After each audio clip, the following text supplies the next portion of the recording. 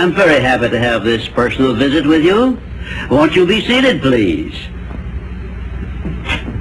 And now, may I request that you forget all your problems and just relax while I bring you the master key with which you may unlock the door to any opportunity that your mind can conceive. The master key consists of 17 principles, the first of which is definiteness of purpose. Right here at the beginning of our visit, I'm going to make you a promise. If you will decide definitely what you want most during your entire lifetime and write it down on paper so that I can read it, I will give you the master key with which you may open the door to the attainment of your desires, whatever they may be. The exact moment when I will deliver this master key to you will depend entirely upon when you are ready to receive it. This is the first of 13 messages that I will deliver to you. Now, in each message, I will describe the master key in terms that you will understand, if you are ready to understand. And now I shall give you the first cue as to the nature of the great master key which has been responsible for all the great successes in every calling, in every part of the world. Please listen carefully to what I have to say, because you may discover the secret of the master key in this first visit. You may get your first cue as to the nature of the great master key when I tell you that psychologists have discovered a natural law which is the very foundation of all personal successes. And I can describe it to you in one short sentence so you can understand it. Whatever the mind can conceive and believe, the mind can achieve. Isn't that a profound statement? You will notice that it says nothing about the need for education, but simply that whatever your mind can conceive and believe, your mind can achieve. Now, if you want evidence that the mind can achieve whatever the mind can conceive without the benefit of formal education, you only have to remember that Thomas A. Edison conceived the idea of becoming an inventor and lived to become the world's greatest scientists in the field of invention, with only 3 months of common school education. When I first heard Andrew Carnegie describe this natural law, which makes it possible for you and I and everyone else to write his own price tag in life and attain it, I became so enthused over it that I began to search for the power back of it, and my curiosity led me finally to the discovery of the master key, which I shall reveal to you if you are ready to receive it. My search led me to the study of the spiritual forces with which all of us are blessed.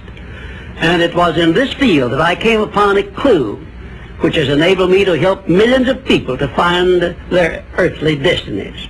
I want to describe my discovery in the simplest terms possible, because it will reveal to you why it is true that whatever the mind can conceive and believe, the mind can achieve, regardless of how many times you may have failed in the past or how lofty your aims and hopes may be. I caught my first fleeting glimpse of the profound law which provides the means by which we may choose our own purpose in life and attain it, while I was being coached by Andrew Carnegie during the organization of the Science of Success philosophy. I had just finished telling Mr. Carnegie that I feared he had chosen the wrong person to give the world the first practical philosophy of personal success because of my youth, my lack of education, and my lack of finances. Well, at this point, Mr. Carnegie delivered a lecture that I shall never forget, because it changed my entire life and paved the way for my helping to change the lives of millions of people, some of them not yet born. Let me call your attention to a great power which is under your control, said Mr. Carnegie, a power which is greater than poverty, greater than the lack of education, greater than all of your fears and superstitions combined. It is the power to take possession of your own mind and direct it to whatever ends you may desire. This profound power, Mr. Carnegie continued, is the gift of the Creator, and it must have been considered the greatest of all of his gifts to man, because it is the only thing over which man has the complete and unchallengeable right of control and direction. When you speak of your poverty and lack of education, Mr. Carnegie explained, you are simply directing your mind power to attract these undesirable circumstances, because it is true that whatever your mind feeds upon, your mind attracts to you. Now you see why it is important that you recognize that all success begins with definiteness of purpose, with a clear picture in your mind of precisely what you want from life. Then Mr. Carnegie continued his speech with a description of a great universal truth which made such an impact upon my mind that I began then and there to give myself a new outlook on life, and set up for myself a goal so far above my previous achievements that it shocked my friends and relatives when they heard about it. Everyone, said Mr. Carnegie, comes to the earth plane blessed with the privilege of controlling his mind power and directing it to whatever ends he may choose. But, he continued, everyone brings over with him at birth the equivalent of 2 sealed envelopes, one of which is clearly labeled the riches you may enjoy if you take possession of your own mind and direct it to ends of your own choice, and the other is labeled the penalties you must pay if you neglect to take possession of your mind and direct it. And now let me reveal to you, said Mr. Carnegie, the contents of those 2 sealed envelopes. In the one labeled riches is this list of blessings.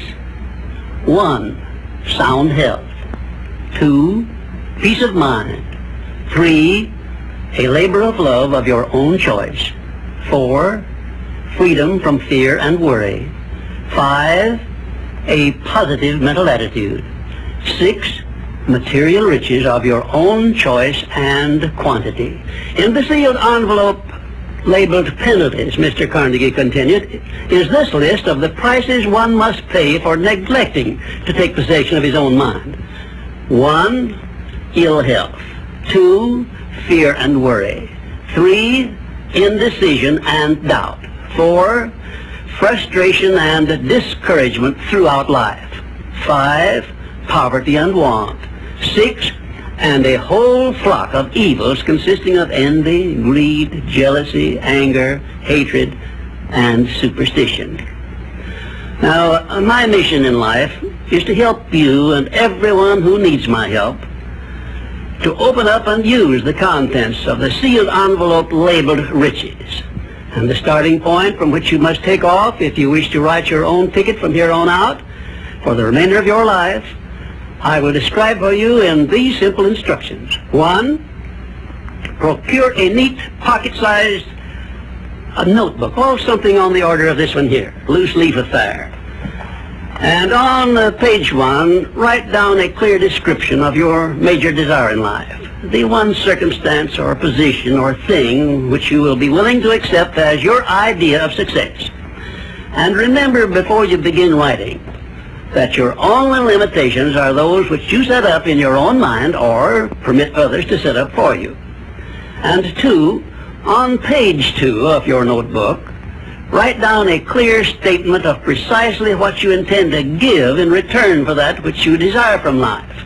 And then start in right where you stand now to begin giving. And 3, memorize both of your statements, what you desire and what you intend to give in return for it, and repeat them at least a dozen times daily. And always end your statements with this expression of gratitude for the blessings with which you were gifted at birth. I ask not, O divine providence, for more riches, but more wisdom with which to accept and use wisely the riches I received at birth in the form of the power to control and direct my mind to whatever ends I desire.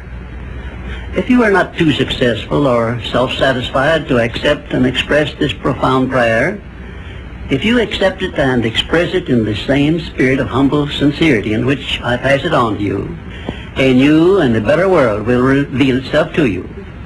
A world in which you will see reflected the circumstances and the things which you yourself have created.